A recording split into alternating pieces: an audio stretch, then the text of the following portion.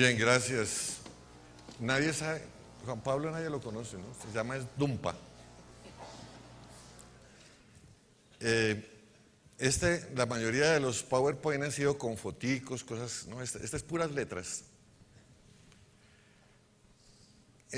Uno de los grandes sueños es ver cómo poder transformar una ciudad. Estas ideas nacieron en el año 94, algunas de estas ideas cuando se comenzó lo que se llamó Bogotá 2000 con Jaime Castro, con Mocus, etc. Estas ideas se han ido regando por América Latina y ahora hay un movimiento de más de 40 ciudades que se llama el Proyecto Latinoamericano de Ciudades Sustentables, que es promovido por Avina y los movimientos Cómo Vamos, como Bogotá Cómo Vamos, Medellín Cómo Vamos. Entonces, son puros conceptos que han servido para eso, a ver si sirven aquí. Primero, ¿qué es una ciudad? Hay dos cosas con una ciudad. Nadie conoce una ciudad. Todos conocemos la ciudad imaginada.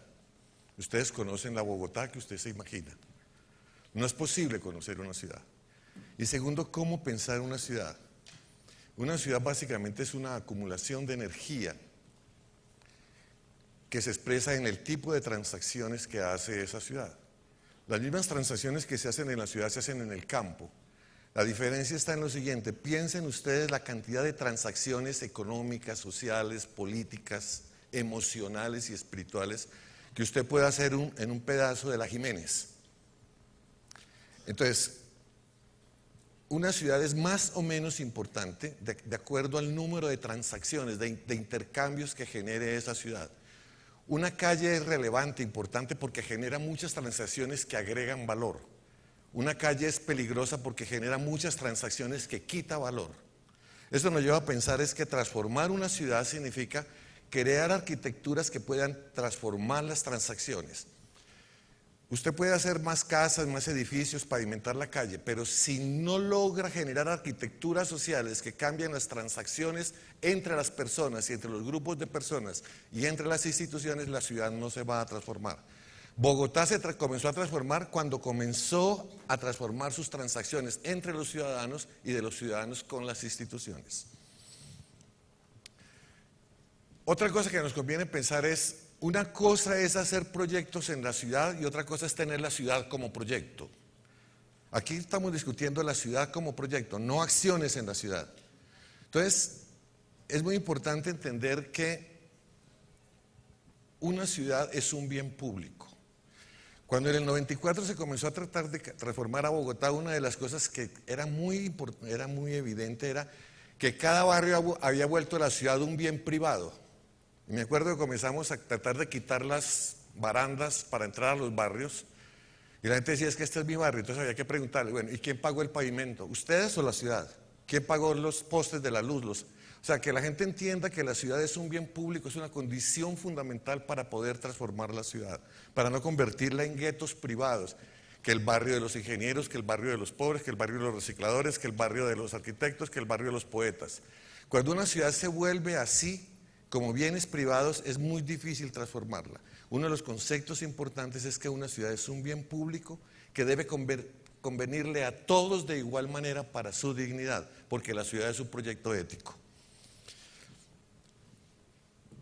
La pregunta es ¿qué hay que hacer para transformar una ciudad? Esta frase, que es de Alexis de Tocqueville, tiene una historia muy interesante. Alexis de Tocqueville para mí es el primer politólogo que yo conozco, ¿no?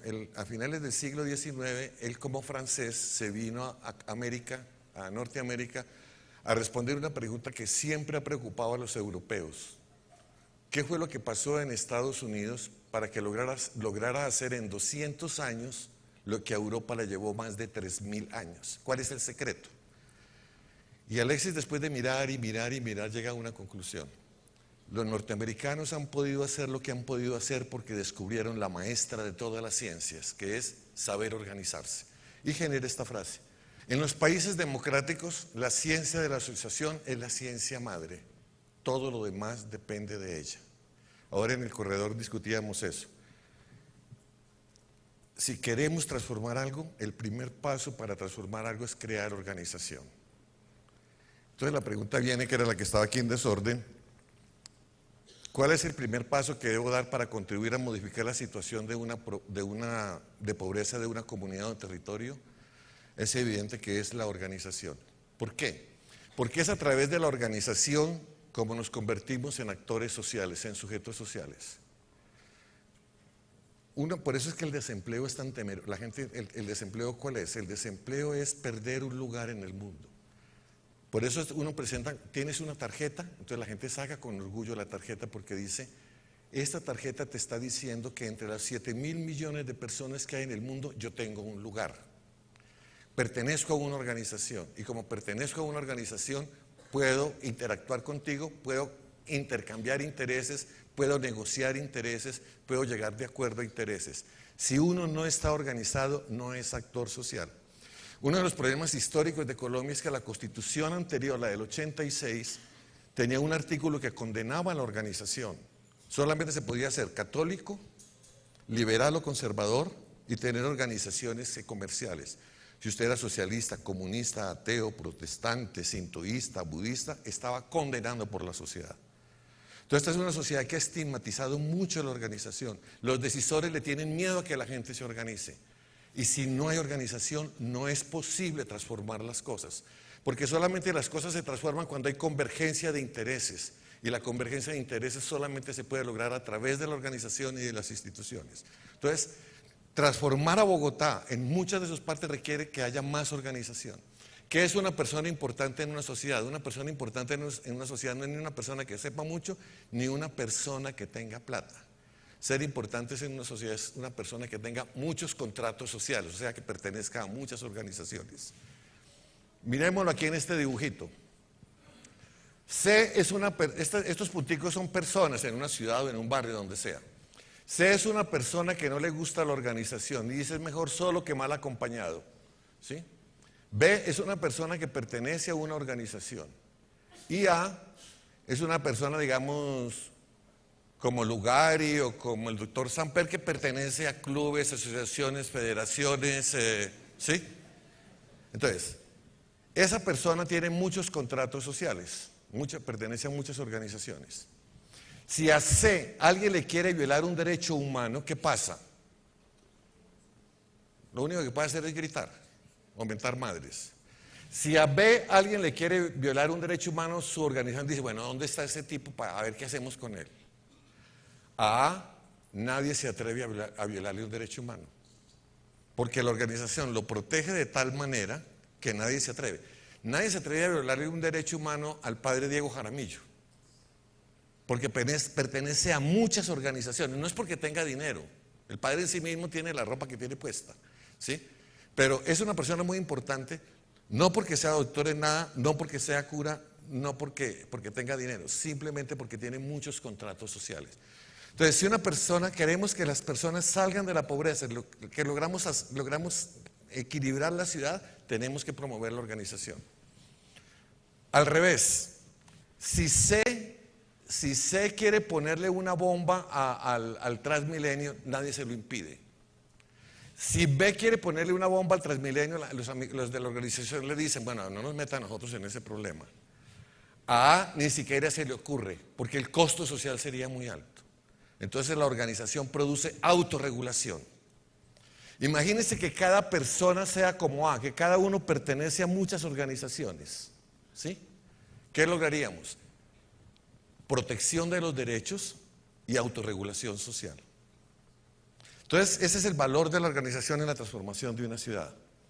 La organización produce autorregulación y protección de derechos. ¿Sí? Cuando las personas no están organizadas, no se sienten obligadas a respetar reglas con los otros ni con la sociedad. No tiene autorregulación. Y al mismo tiempo su aislamiento facilita que se le violen los derechos. No tiene protección social. Uno de los indicadores más importantes de pobreza es no estar organizado. Y el primer paso para salir de la pobreza es la organización. Porque la organización convierte a los individuos en actores sociales para proteger, concertar y hacer converger intereses. Porque para salir de la pobreza yo tengo que buscar que mis derechos prevalezcan, que mis intereses jueguen. Y yo solo no lo puedo hacer. Solo a través de la organización se puede hacer prevalecer los intereses, negociar intereses y converger intereses. Porque una sociedad avanza en la medida en que logre convergencia de intereses.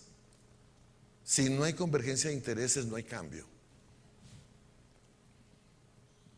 Eso es lo que llamamos tejido social. Se refiere al entramado que generan entre sí las diferentes organizaciones. A mayor número de organizaciones económicas, políticas, sociales y culturales que generan transacciones ganar-ganar, mayor dinámica, fortaleza y autorregulación logra la sociedad. El símil es textil. A más hilos, ¿sí? A más entramado y más hilos, más fuerte la tela. O sea, esa es la fortaleza de las sociedades desarrolladas, es que en promedio una persona en un país desarrollado pertenece a 14 organizaciones, que va desde las organizaciones de barrio para ayudar a pasar los niños la calle o cuidar la ardilla del parque, hasta la organización del partido o del equipo de fútbol o organizaciones internacionales. El secreto es que formemos una cultura de organizaciones, que aprendamos todos a pertenecer a muchas organizaciones, cosa que en Colombia es bastante baja el nivel de organización. Bueno, unas definiciones para entrar a otra cosa. El cambio ocurre cuando se modifican las transacciones económicas, políticas, en los diferentes entornos que componen la sociedad. Es a través de las transacciones como los bienes, los servicios y los valores adquieren o pierden valor. El secreto es generar arquitecturas sociales que en todas las transacciones agreguen valor, modelos ganar-ganar. Porque solo en las transacciones las cosas adquieren o pierden valor. Si usted tiene una barra de oro debajo de la cama y no la puede transar, la barra de oro no vale nada. Por eso la gente lava dinero. Porque si los dólares que usted tiene en la casa, en una caja, no los puede someter a transacciones, son papel. Adquieren valor si se pueden transar. O sea, estas son las transacciones donde las cosas, si yo le miento la madre a Juan Pablo, eso es una transacción que quita valor. Si lo felicito por este evento, es una transacción que agrega valor, ¿sí? Entonces el secreto es cómo generar arquitecturas sociales que generen siempre valor. Es cuando una sociedad comienza a crecer y a transformarse, y una ciudad o una familia o una empresa. Toda transacción que contribuye a ser posible y cotidiana la dignidad humana es una transacción que agrega valor. Y es a través de la comprensión y transformación de las organizaciones e instituciones como se modifican las transacciones. Si no modificamos las arquitecturas de las organizaciones, no podemos modificar las transacciones. Dentro de eso, una pregunta muy fuerte es, la gente dice, los valores se acabaron en esta sociedad. Los valores, la pregunta es en la sociedad, ¿cómo hacemos para manejar los valores? Los valores se transforman en los espacios de socialización o contextos de aprendizaje. Enseguida hay una definición de contextos de aprendizaje muy complicada, pero un contexto de aprendizaje es como lo siguiente: cuando ustedes tuvieron hijos o van a hacer un salón para dar clase, ¿qué es lo que hacen?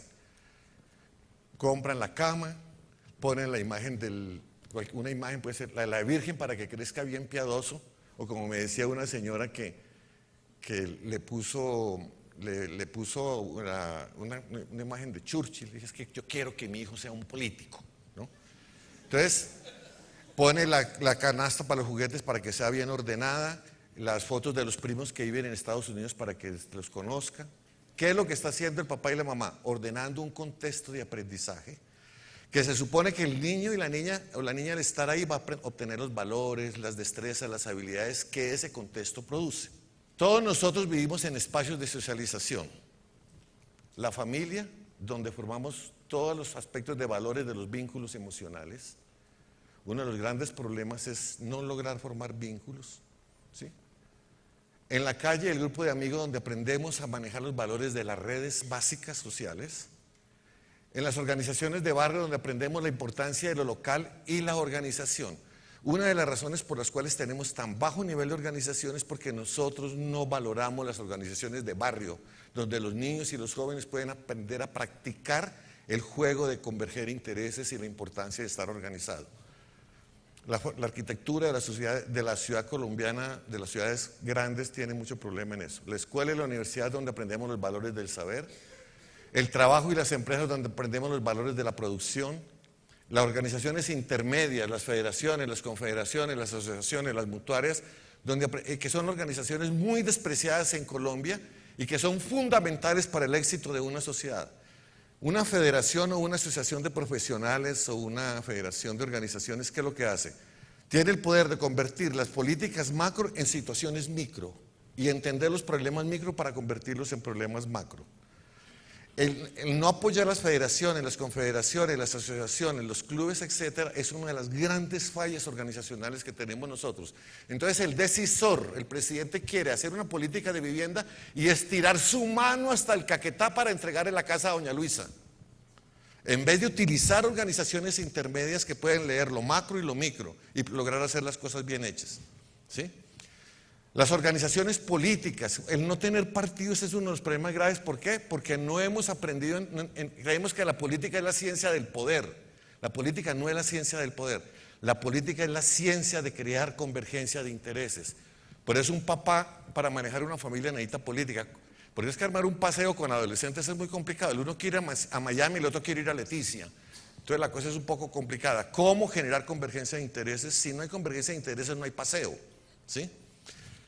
Las iglesias para todos los aspectos de la trascendencia y los medios de comunicación, que es el lugar donde uno adquiere el problema del significado y el sentido.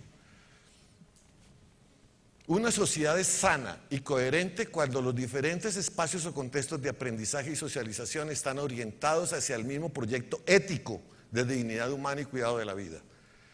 Cuando cada espacio de socialización tiene una dirección diferente, la sociedad se fragmenta y se dispersa socialmente. Lo que pasa entre la escuela y la casa. En la escuela le enseñan que todos somos iguales o que la democracia, y en la casa le dicen no se meta con los negros, ¿sí?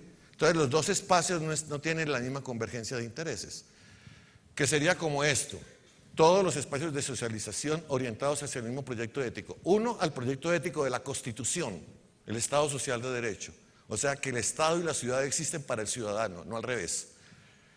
Al proyecto ético de dignidad humana, que es el proyecto ético de la especie humana hoy, y a la ética del cuidado, que es el nuevo paradigma de la sociedad. O aprendemos a cuidar o perecemos. Al planeta no le va a pasar nada, es a nosotros. El paradigma del éxito está terminando. No es posible con el paradigma del éxito, de la combinación del poder y del dominio que sobrevivamos en este planeta. Al planeta no le va a pasar nada por el cambio, por el calentamiento global.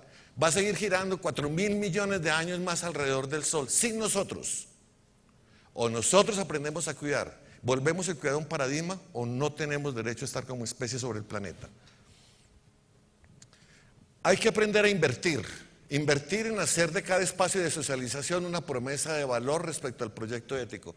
Que todos los espacios estén orientados a la vida, a la dignidad y al cuidado.